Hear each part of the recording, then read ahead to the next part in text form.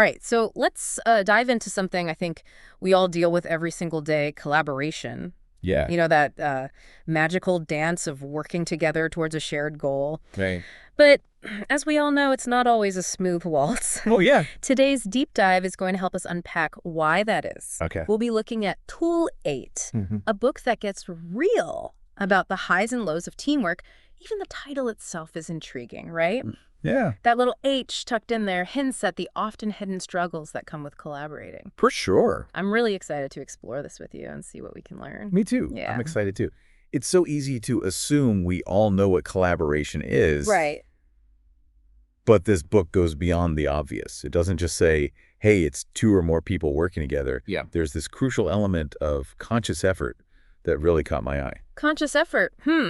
What makes that distinct from, say, a group of people just happening to work on this same project? Well, the book uses a case study about a software development team. They were tasked with creating a new app. And initially, they divided the work, neatly coding, design, testing, all separate. Mm-hmm. But guess what the final product was? A Frankenstein's monster. Oh, no. The pieces didn't fit. It lacked that cohesive feel because they hadn't consciously collaborated from the start. Ouch. That's a rough outcome. So dividing and conquering doesn't always work. It sounds like true collaboration requires a deeper level of intentionality. Exactly. It's about actively seeking out those moments where you connect, share ideas, and make sure everyone's on the same page throughout the entire process. Makes sense. And speaking of being on the same page, the book shares some pretty surprising stats about just how prevalent collaboration is in our work lives. Did you know that 71% of people surveyed spend almost half their workday collaborating? Wow. And that most of us juggle multiple projects at once, each with a handful of collaborators. The sheer amount of time we spend working with others is staggering. Yeah. It really highlights how collaboration isn't just a soft skill anymore. It's a fundamental part of getting things done in today's complex work environment. Totally. But let's be honest, collaboration isn't always a walk in the park. Oh, absolutely not. We've all been there, those moments when it feels more like pulling teeth than a productive partnership. Totally. And the book doesn't shy away from that. Yeah. It dives into the darker side of collaboration, exploring common pitfalls that many of us have experienced. Like what? Give us the lowdown on those collaboration nightmares. Well, think back to a time when you felt frustrated because a teammate dropped the ball, leading to an uneven workload. Or maybe you had to deal with that my way, or the highway collaborator who refused to budge. Oh, yeah. The book calls these out as classic examples of things that can derail even the best-intentioned collaborations. Oh, I've definitely encountered those, especially the my way or the highway type. It's like trying to reason with a brick wall. Yeah. But the book doesn't just leave us hanging with these horror stories.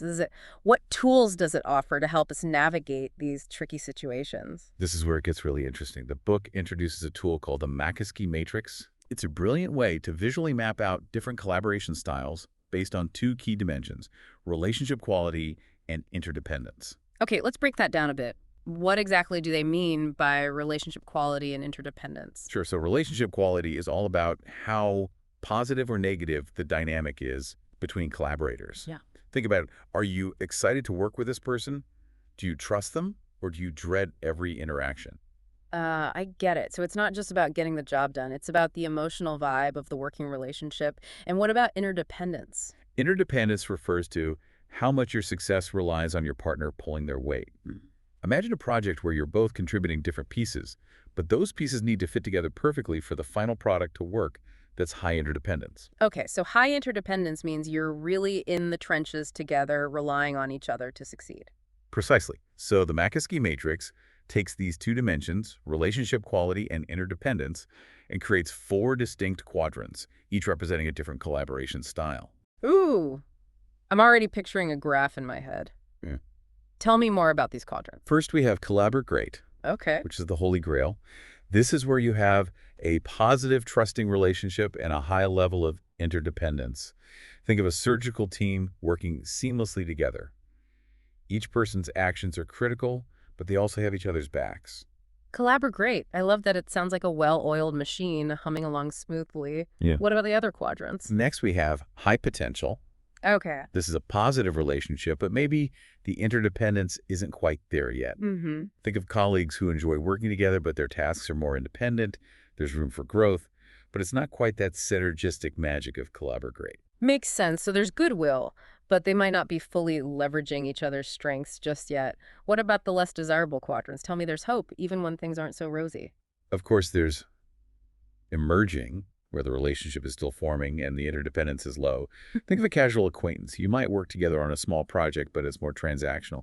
And then we have Collabor. Collaborate. That sounds ominous. This is where things can get messy, low relationship quality combined with high interdependence. Imagine a dysfunctional family forced to run a business together, high stakes, lots of friction, and a recipe for disaster. Yikes. Okay. I'm definitely starting to see the value of this matrix. It's a way to diagnose where your collaborative relationships fall and hopefully figure out how to move towards that collaborate dead ideal. Exactly, and that's just the beginning of the journey. The book also digs into how individual differences like personality and attachment styles can impact collaboration, but we'll save that for later for now. I'm curious what resonates most with you so far. Honestly, I'm struck by the idea that simply dividing work isn't true collaboration. I think we often assume that if everyone has their own tasks, it'll all come together seamlessly in the end. But the case study about the software team really highlights the importance of that conscious, interconnected effort. That's a great takeaway, and it segues perfectly into our next discussion about different types of interdependence and how understanding them can help you achieve that collaboration synergy. We'll explore that in our next deep dive session. So far, we've talked about, building a solid foundation of trust and communication in your collaborations. Right. But what about the structure of the work itself? How do we actually design the collaborative process to maximize success? Right. It's one thing to get along with your teammates. Yeah. But if the workflow isn't set up for effective collaboration, it can still lead to frustration and missed opportunities. Exactly. And that's where understanding the different types of interdependence comes in. Okay. The book lays out three main types: pooled, sequential, and reciprocal. Okay. I'm all ears. Break down these interdependence styles for me. Okay. So imagine a group of fundraisers all working towards a common goal of raising $1 million for a charity. Mm-hmm. Each person might have their own network and approach. Right. But ultimately, their individual efforts all contribute to that shared target. Yep. That's pooled interdependence. Everyone's contributing to a central pool. So it's like a big potluck where everyone brings their dish, but they're not necessarily coordinating recipes or cooking styles. Exactly. Now, let's say you're working on a research paper with a team. Okay. One person gathers the data, the next person analyzes it, then another person writes the findings, and finally someone edits and polishes the paper. That's sequential interdependence, where the output of one person becomes the input for the next. Ah, I see like an assembly line where each step relies on the previous one being completed. It's all about a specific order of operations. Right. And finally, we have reciprocal interdependence, Okay. the most dynamic and interconnected style. Think of a jazz band improvising a song together. Each musician is responding to the others in real time, constantly adjusting and building upon each other's melodies. That's a great image. It feels like a constant back and forth, everyone influencing and being influenced by each other's contributions. Exactly. And the book argues that reciprocal interdependence, while potentially the most challenging, often leads to the most innovative and groundbreaking results. I can see how that level of interconnectedness could spark some serious creative energy, but it probably requires a lot of trust and clear communication to work effectively. Absolutely. Yeah.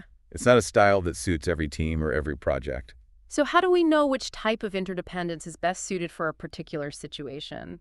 The book must offer some guidance on that. It does. The authors provide a framework for making those decisions, Okay. suggesting you consider the complexity of the task, the level of trust within the team, and even the individual personalities and working styles of the collaborators. That makes a lot of sense. It's not a one-size-fits-all approach. Yeah. Sometimes a more structured, sequential approach might be necessary, while other situations might call for that free-flowing jazz band style. Precisely. And the book suggests that strategically shifting between these types of interdependence can be incredibly powerful. Oh, For instance, you might start with a sequential approach to lay the groundwork for a project, okay. then transition to a more reciprocal style as the team gels, and the need for creative problem solving arises.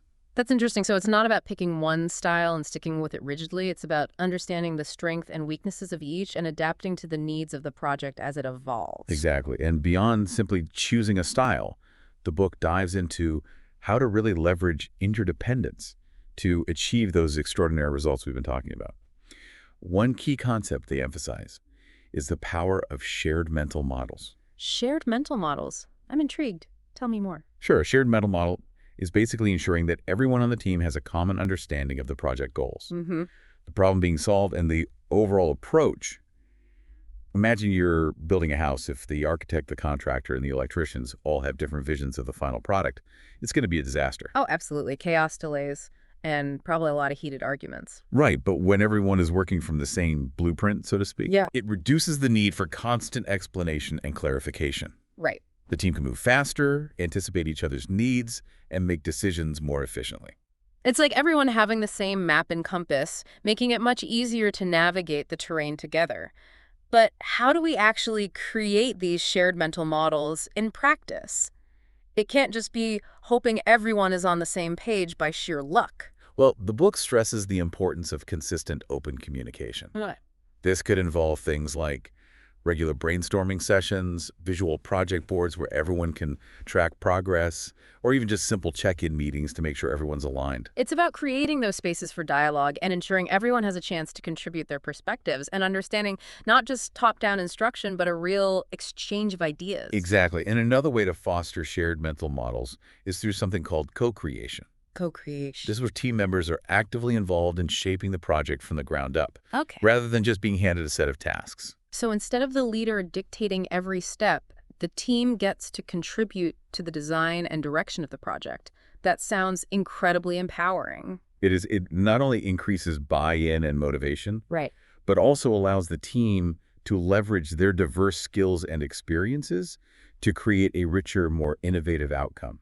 This is all making me rethink how I approach collaboration. It's not just about dividing work and hoping for the best. It's about intentionally designing the process, fostering shared understanding, and actively seeking out that sweet spot where individual contributions weave together to create something truly remarkable. You've got it. And there's another layer to this collaborative tapestry that the book explores, the often overlooked human element. Okay. It's not just about the mechanics of the work, but also about creating an environment where people feel safe, respected, and empowered to bring their whole selves to the table. Right. But we'll delve into that in our next deep dive session for now. I'm curious what's standing out to you as particularly relevant to your own collaborative experiences.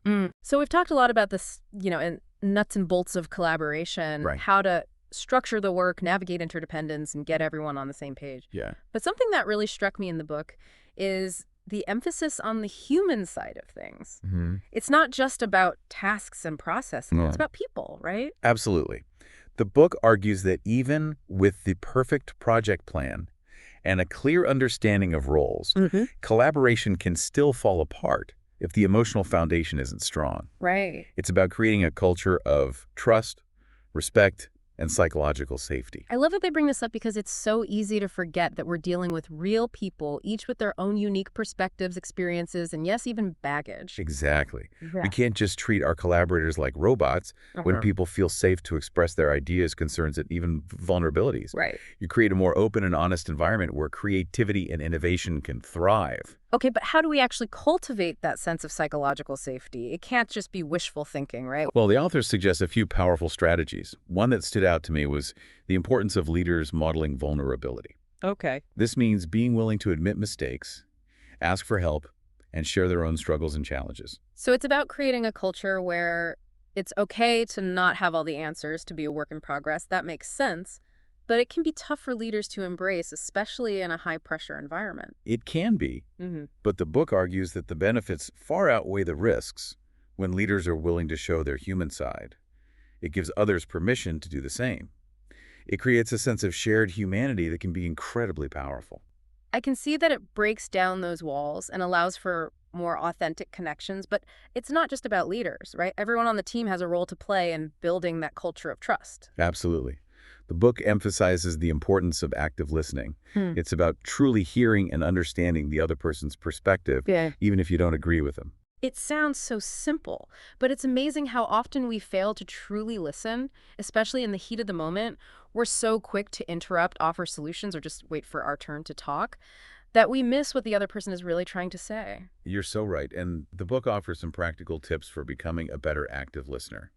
Things like using nonverbal cues like eye contact and nodding to show you're engaged, asking clarifying questions and summarizing the other person's points to make sure you're on the same page. It's about slowing down, being present, and really trying to step into the other person's shoes. Exactly. It's not easy, but it's a skill that can be learned and refined over time. Yeah. And the payoff is huge when people feel truly heard and understood.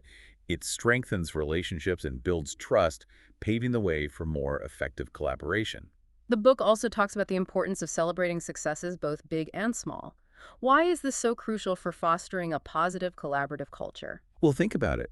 When we take the time to acknowledge and appreciate each other's contributions, it reinforces those positive behaviors. It creates a sense of momentum and encourages people to keep striving for excellence.